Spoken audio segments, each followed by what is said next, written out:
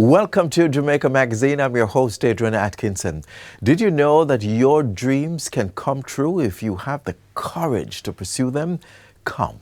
We have another stimulating show for you. It starts with the news.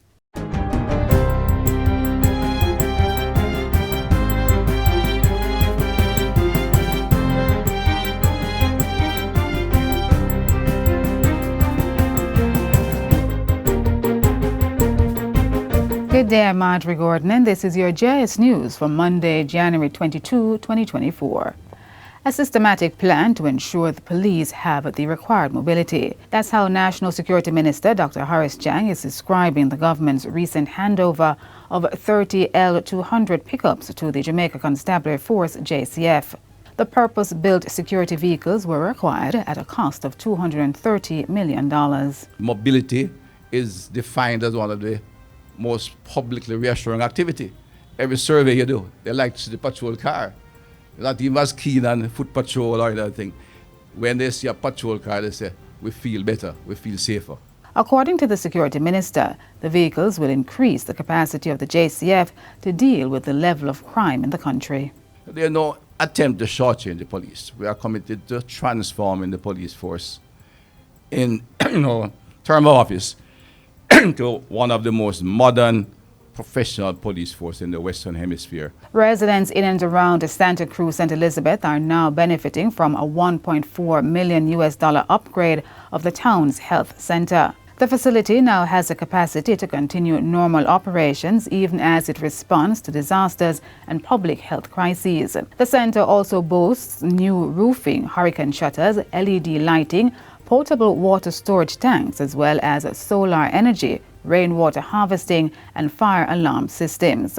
The health center was revamped through the Smart Healthcare Facilities project. The program, which has already retrofitted 11 other facilities across the island, is a partnership involving the governments of Jamaica and the United Kingdom, as well as the Pan American Health Organization. What this program has done for us is establish new standards of healthcare development. And to my mind, that captures the sustainability element. So it's not just about Santa Cruz or the other facilities.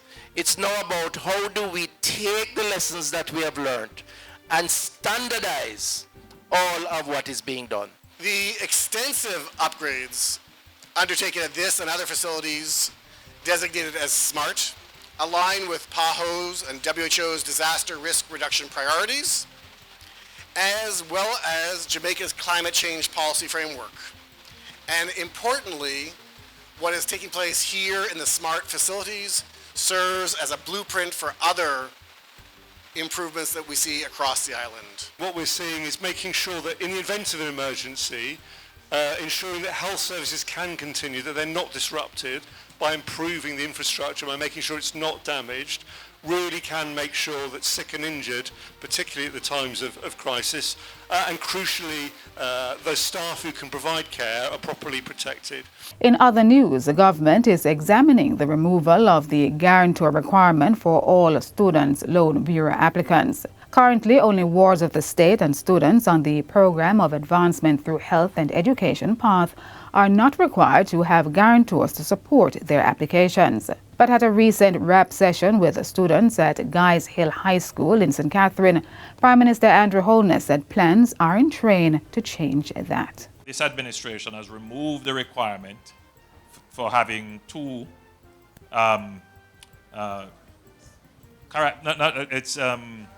guarantors. So now you only need one. But we are also actively considering removing this business of a guarantor.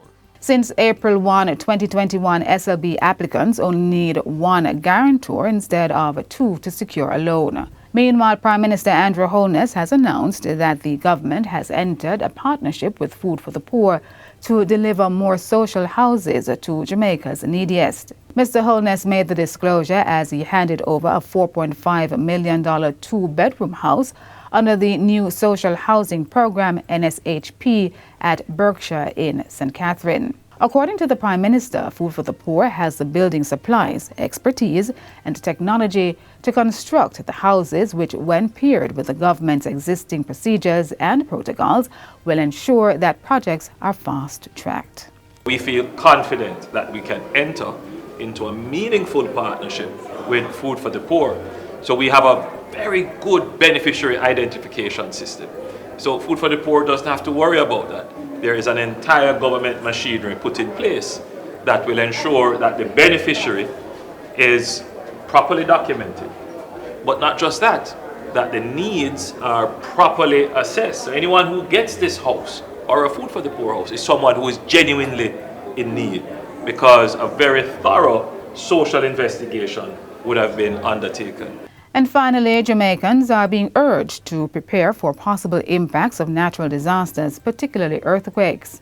The warning comes from Acting Director General of the Office of Disaster Preparedness and Emergency Management, ODPEM, Richard Thompson. At the recent launch of Earthquake Awareness Month, Mr. Thompson disclosed that the island experienced 345 localized earthquakes and 14 tremors in 2023. This occurrence, he says, indicates the island's vulnerability to earthquakes. It is of paramount importance that as a country we place focus on our earthquake preparedness with a view to ensure that we are saving lives, protecting livelihood, safeguarding infrastructure, and ultimately ensuring our economic continuity.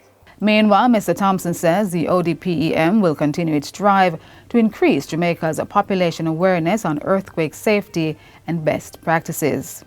This is being pursued through a multi-sectorial, multi-agency approach to strengthen disaster preparedness and risk reduction, in addition to increasing disaster resilience in preparing for, responding to, and ultimately recovering from adverse earthquake events. The earthquake unit at the University of the West Indies, MONA, reports that 2 minor earthquakes were felt on the island between Friday night and Saturday morning. Friday's 3.6 magnitude quake had its epicenter 13 kilometers north of Yallis in St. Thomas. Meanwhile, Saturday's tremor was also felt near Yallis and measured 3.5.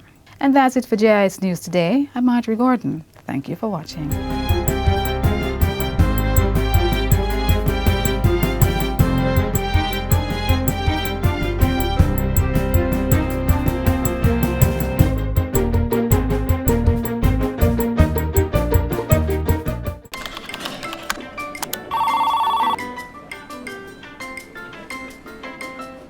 Once upon a time in a Caribbean island known for its rich culture and natural beauty, lived a group of people who were buried in piles and piles and more piles of paper.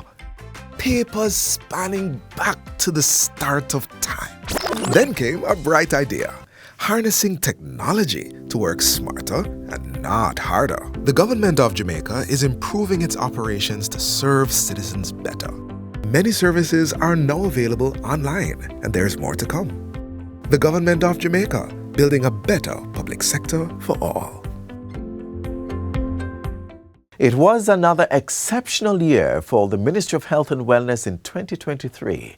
Let's look at some of the high points next.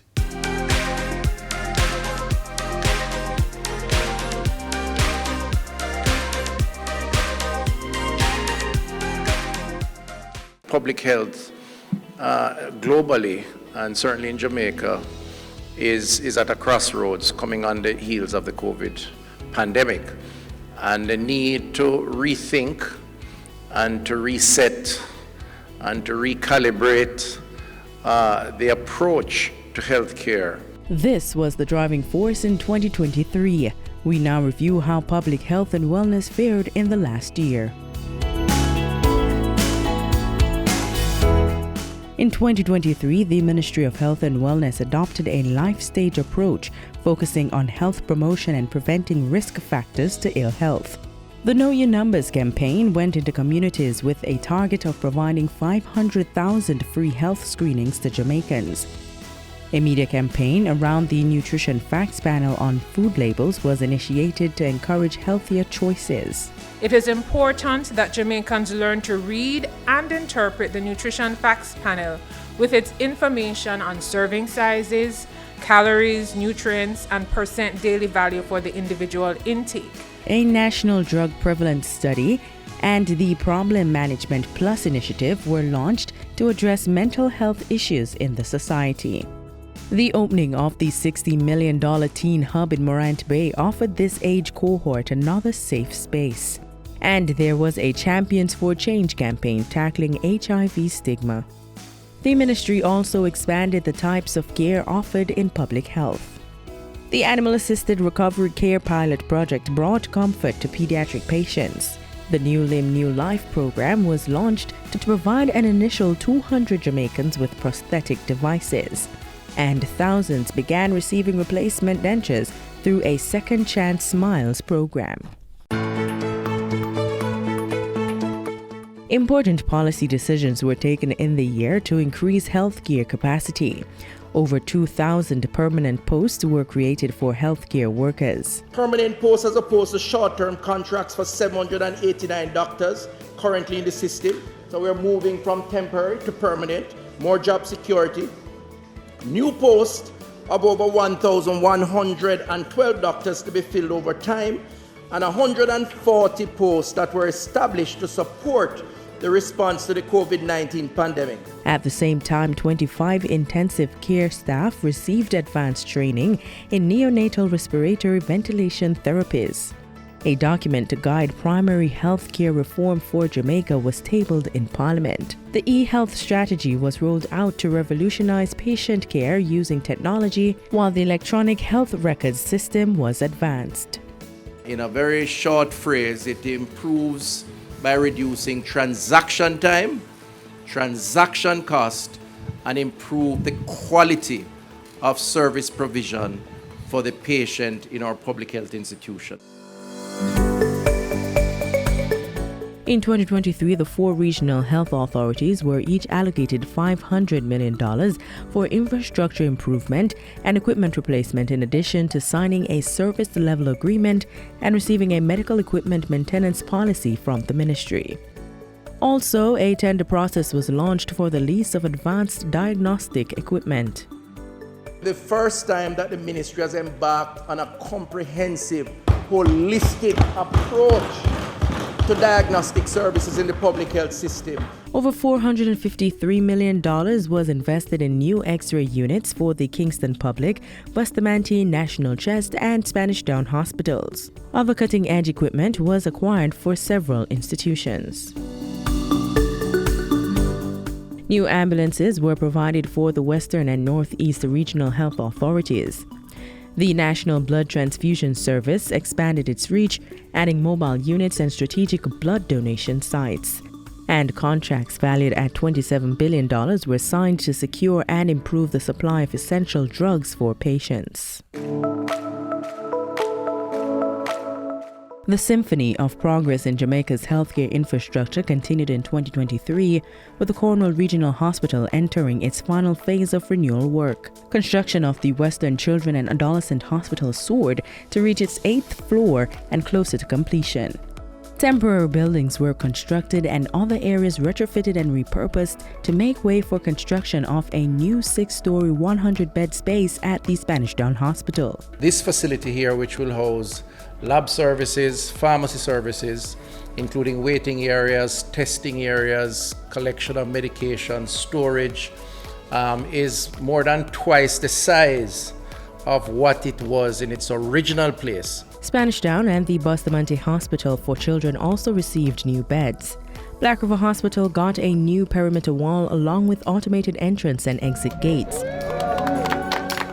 The Maneague, Broadleaf, and Mandeville Comprehensive Health Centers were among the primary care facilities that benefited from upgrades. Construction also commenced on a new administrative building for the St. Anne Health Department. A new energy-efficient boiler system was installed at the Savannah Lamar Public General Hospital, and Black River became the newest certified baby-friendly hospital. The ministry was also responsive as a dengue fever outbreak posed increasing threat to public health. We are on top of the outbreak, or certainly the situation, which involves all of us. The Ministry of Health and Wellness in 2023, advancing the vision of healthcare for national development.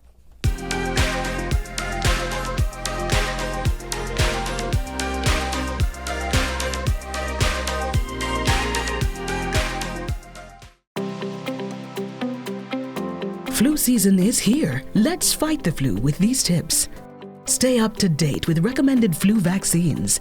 Practice good hygiene, that is frequent hand washing and sanitizing, covering your mouth and nose when sneezing, and sanitizing frequently touched surfaces.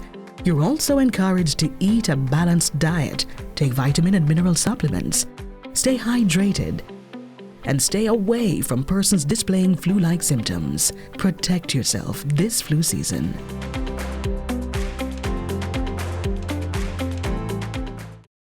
In 18 months, residents of Portmore St. Catherine will have a park of their own, described as the perfect balance between nature and leisure.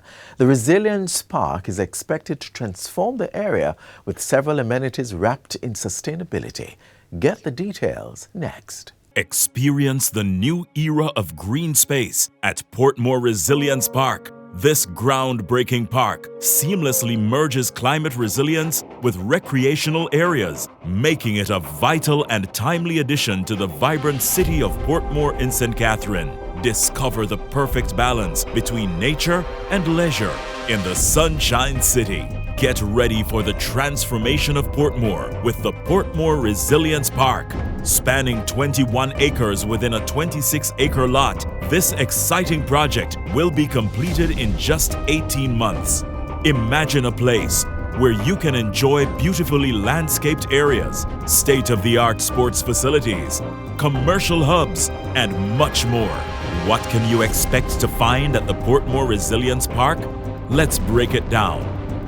There will be a main administrative building with commercial spaces, a maintenance building, an indoor sports center, water features, promenades, gazebos, and outdoor multi-purpose sports courts. Plus, there will be an outdoor gym, a children's play area, and a 10-foot wide jogging trail for fitness enthusiasts. And that's not all. You'll also find a great lawn event space, pavilion, restrooms, and even a climate change tower reservation. But it's not just about the amenities. The Portmore Resilience Park is committed to being eco-friendly and sustainable, with features like water conservation management, energy efficiency, nature-based adaptation, and sustainable solid waste management. This park is designed with the future in mind. Effective conservation strategies will see rainwater collected to reduce water usage through on-site treatment, water recycled and reused, and storm water effectively managed and incorporated into features like rain gardens. To provide a pleasant environment, local, drought-tolerant plant species will be utilized to provide shade, remove air pollutants, and produce oxygen. The park's design includes alternative energy sources through the implementation of a photovoltaic PV solar system and EV chargers on site. The benefits of the Portmore Resilience Park are vast. For the public, it offers access to top-notch sports facilities, relaxing landscaped areas, and a place to connect with the community. The business community will also thrive, with commercial spaces available for lease and opportunities for economic growth. This park is expected to generate more than 400 jobs during construction, 70 during operation, and provides scores of others through the facilitation of more than 20 micro and small enterprises within the park. These will contribute to a growing and burgeoning economy for Portmore and beyond. So whether you're a resident of Portmore, a business owner, or simply someone who loves spending time in green spaces, the Portmore Resilience Park is a project that should not be missed. Get ready to experience the future of parks. Join us as we create a sustainable oasis for St. Catherine and Jamaica. Children are the future, and ensuring our future is healthy requires that children are always provided with nutritious foods to grow well and live long. Unhealthy diets high in sugar, salt, and fat consumed by children may make them obese and prone to non-communicable diseases later in life. Healthy foods and beverages not only help them learn better, but also protects them from non-communicable diseases such as some cancers, diabetes, hypertension, and cardiovascular diseases in their childhood and adult life. So, whether it's at home, in the lunch bag, or at school, let's make healthy foods and beverages for our children the only rule. Do you know how much fat is in your food to stay healthy and prevent diseases? Watch this feature to learn more.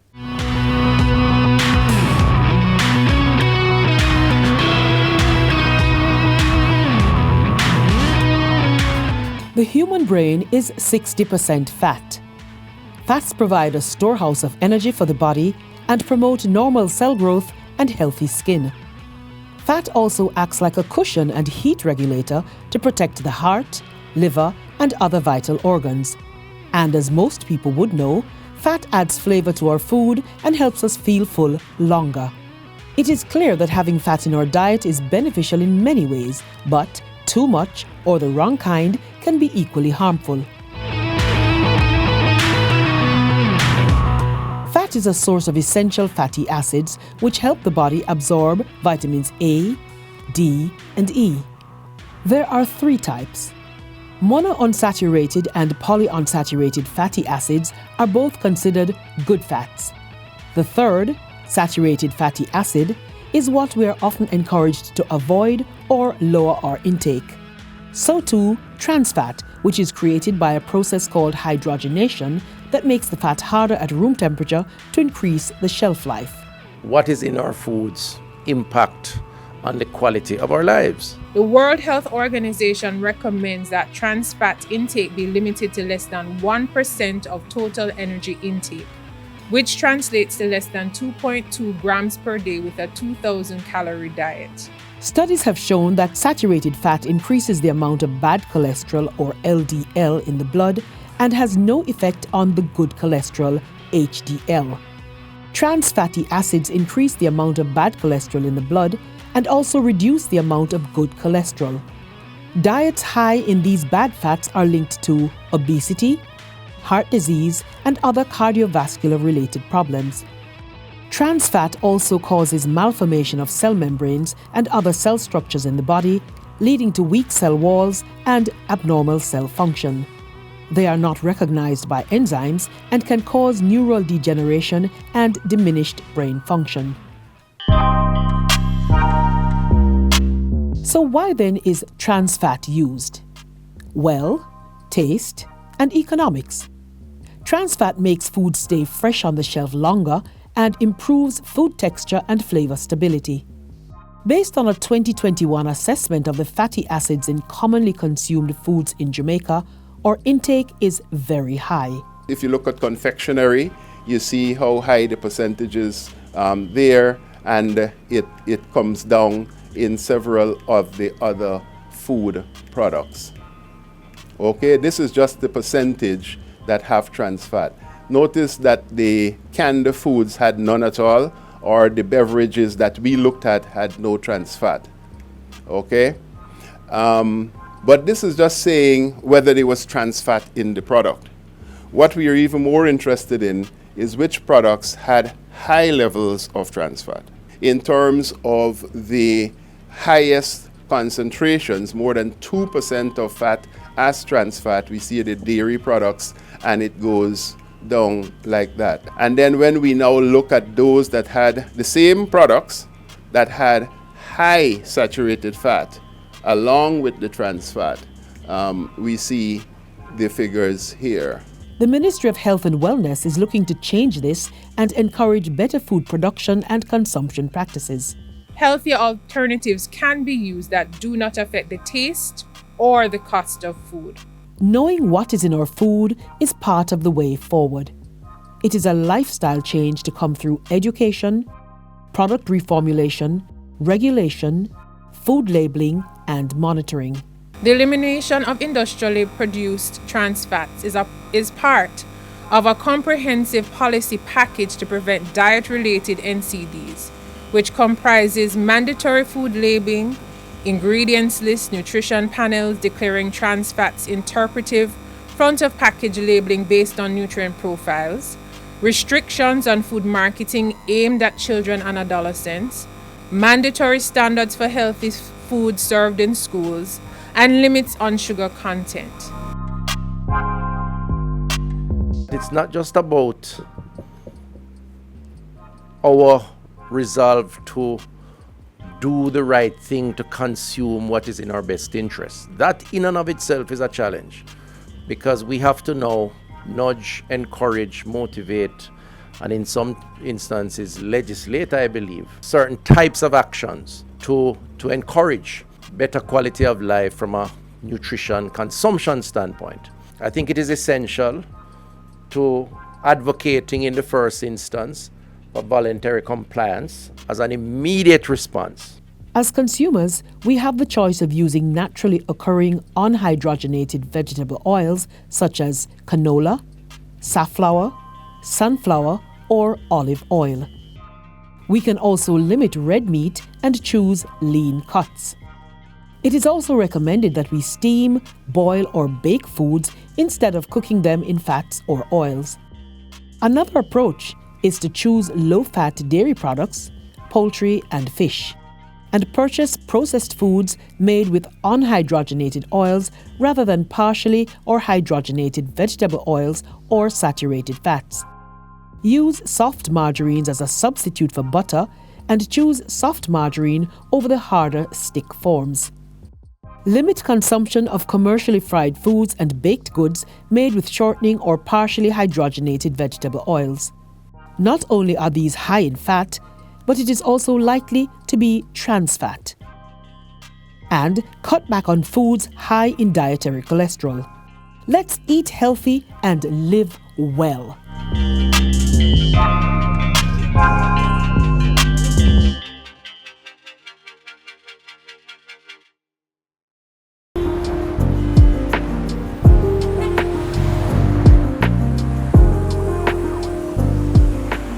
All motorists, pedestrians, private and public operators, motorcyclists, it is important for us to drive defensively.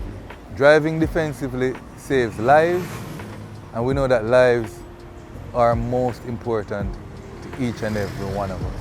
It is important also to be trained and certified as a defensive driver, for it increases the likelihood that you'll prevent collisions on our roadways.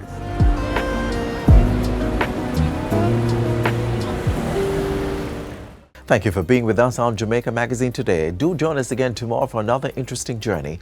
Of course, you can visit our website, jis.gov.jm, for more news you can use. On behalf of the entire team, I'm Adrian Atkinson. Thanks for watching. This has been a production of the Jamaica Information Service, the voice of Jamaica.